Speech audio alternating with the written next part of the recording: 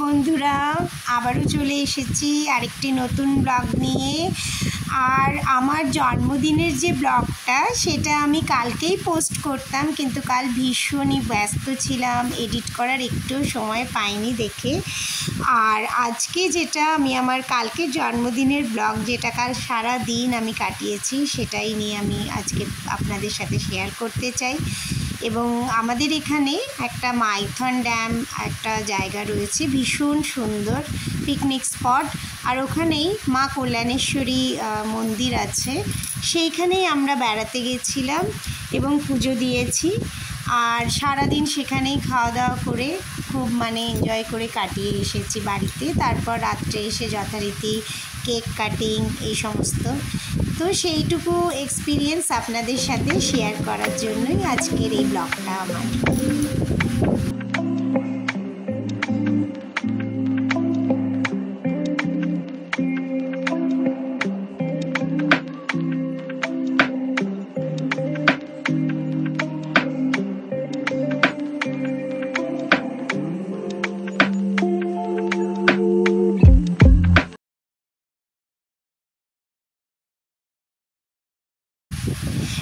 এখানে না প্রচুর দোকান আপনি পাবেন। দেখুন, দু সাইডে রাস্তা, দুই ধারে প্রচুর দোকান আছে। এখানে প্রসাদের ডালা নিয়ে আমরা আগে মায়ের মন্দিরের দরজার সামনে যে মেন ডোর আছে সেখান থেকেই আমরা এন্ট্রান্স, সেখান থেকেই আমরা যাচ্ছি সেদিকে।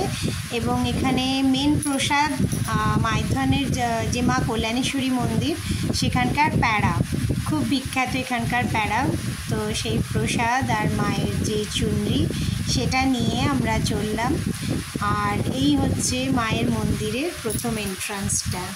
দেখুন, এখানকার ভীষণ সিদ্ধ মন্দির, এটা বহু প্রাচীন মন্দির, ভীষণ জাগ্রত।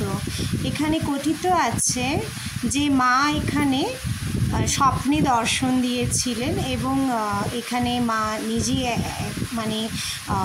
জমির ভেতরের থেকে গুহার মধ্যে থেকে উনি নিজেই আবির্ভাব হয়েছেন মা।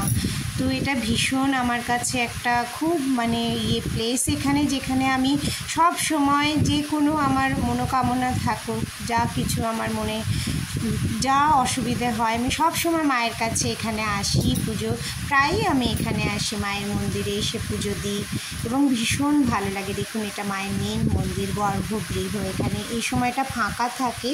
আমরা একটু বিকেল করে এখানে এসেছিলাম, সকালের দিকে প্রচণ্ড ভিড় থাকে। মঙ্গল আর শনিবারে তো এখানে প্রচুর লাইন থাকে। মায়ের সাথে নিশ্চয়ই আপনাদের বলার দরকার হবে না যে ভোলে বাবার মন্দির তো থাকবেই, যেখানে মা সেখানেই বাবা বিশ্বনাথ। তো আর এটা এই পেছন দিকের ভিউটা ভীষণ সুন্দর, এটা মন্দিরের পেছন দিকটা। এখানে একটা নদী আছে, লুনি নদী বলে, সেই নদী বয়ে চলেছে এবং খুব সুন্দর একটা ভিউ। এই পাশে পাহাড়, জঙ্গলে ঢাকা সেই পাহাড় দেখতেই পাচ্ছেন। আর এই নদীর জল, বর্ষাকালে এই নদী প্রচুর খরস্রোতা হয়ে যায়।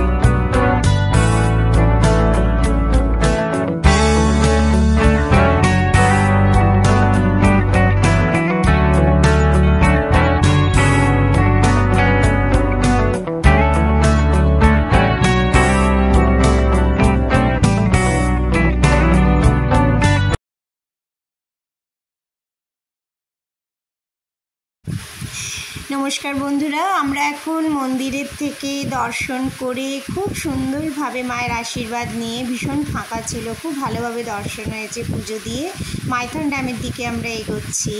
এটা একটা ড্যাম, ডিভিসি প্রকল্পের আন্ডারে, দামোদর ভ্যালি কর্পোরেশন।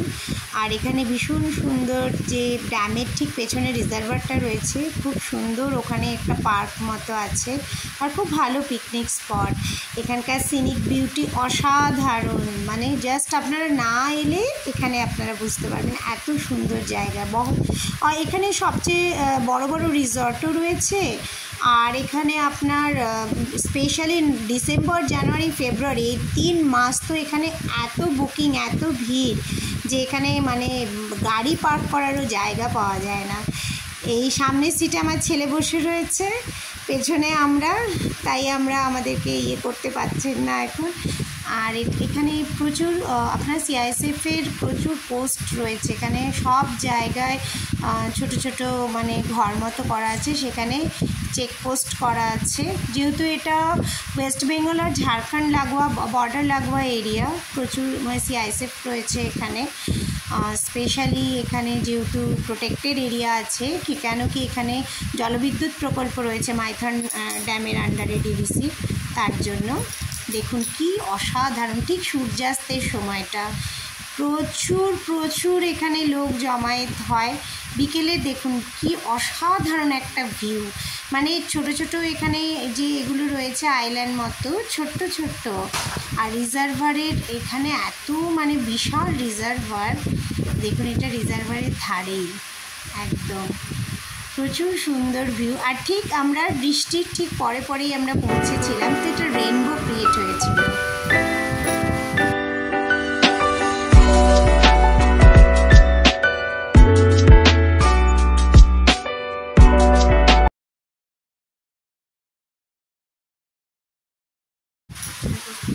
নমস্কার বন্ধুরা, এই যে দেখুন এখানে রয়েছে বোটিংয়ের ব্যবস্থা, সব রকমের বোটিং রয়েছে, যে সিম্পল যে বোটগুলো হয় সেগুলো, আর মোটর বোটও রয়েছে, স্পিড বোটগুলো রয়েছে।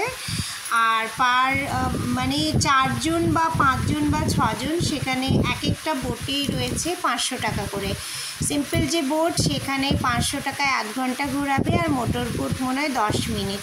তো আমরা সিম্পল বোটটাই নিলাম, কেন অত স্পিডে ঘোরাটা না আমার একটু মানে মাথা ঘোরার রয়েছে, নজিয়া একটুখানি রয়েছে, তার জন্য এটা বেশ সিম্পল রয়েছে। এখানে আপনাকে লাইফ জ্যাকেট দেওয়া হয়, কেন কি প্রচুর ডেপথ রিজার্ভারের। তো পুরো যে এটা রয়েছে ওটা ঘুরিয়ে 30-40 মিনিট টাইম নেবে। এবং ভীষণ সুন্দর একটা, খুব সুন্দর বিকেল একটা কাটালাম আমার জন্মদিনের দিনে আমি, যেখানে এত সুন্দর পড়ন্ত রোদে এত সুন্দর লাগছে আজকে। এই রিজার্ভারের জলের ওপরে যখন পড়ন্ত রোদটা, বিকেলের রোদটা যখন পড়ছে, আর ঠিক বৃষ্টির পরেই, আমরা আসার ঠিক আগেই বৃষ্টি হলো, তারপর আমরা এখানে পৌঁছানোর কিছুক্ষণ পরেও বৃষ্টি হলো। ভীষণ সুন্দর একটা ওয়েদার,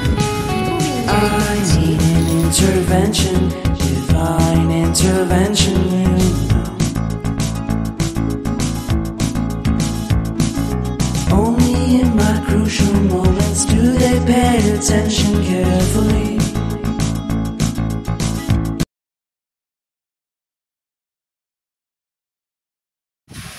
আমরা এবারে ফিরছি, সন্ধে হয়ে গেছে প্রায় 7টা। আর এখানে দেখছেন ভীষণ সুন্দর লাগছে মেন জিটি রোডের ওপরে, এত রোশনাই আলোর চারিদিকে, মেন স্ট্রিট লাইট যেগুলো আছে, এত ভালো লাগছে ভীষণ। রাস্তাটা মনে হচ্ছে এই রাস্তা যেন না শেষ হয়। বাড়িতে ফিরে এসে ভীষণ সারপ্রাইজ, কেন রাত 12টায় কেক কেটেছি, এখনও একটা কেক কাটা হবে। এই সুন্দর সাজানো হয়েছে, আমার ছেলেমেয়েরা সাজিয়েছে ছোট্ট একটা নিজেদের মধ্যে অনুষ্ঠান করে। এই যে কেক কাটিং হচ্ছে। আর ভীষণ আমার পুরো সবসময় একটা থাকে যে বয়সের যে ক্যান্ডেলগুলো হয় নাম্বারিং, সেটা তোরা দিবি না, প্লেন সিম্পল ক্যান্ডেল রাখবি। কেন লোককে বয়স কেন জানাবো যে আমার কত দিন আমার আর কাটলো বা কতদিন আর বয়স হয়েছে, সেটার জন্যই। আর এই কেকটা ভীষণ আমার ফেভারিট একটা ফ্লেভার, অরেঞ্জ ফ্লেভার, অরেঞ্জ আর পাইনঅ্যাপেল ফ্লেভার আমার ভীষণ ফেভারিট। এবং এইভাবেই আমরা আজকের একটা খুব সুন্দর দিনটা কাটালাম।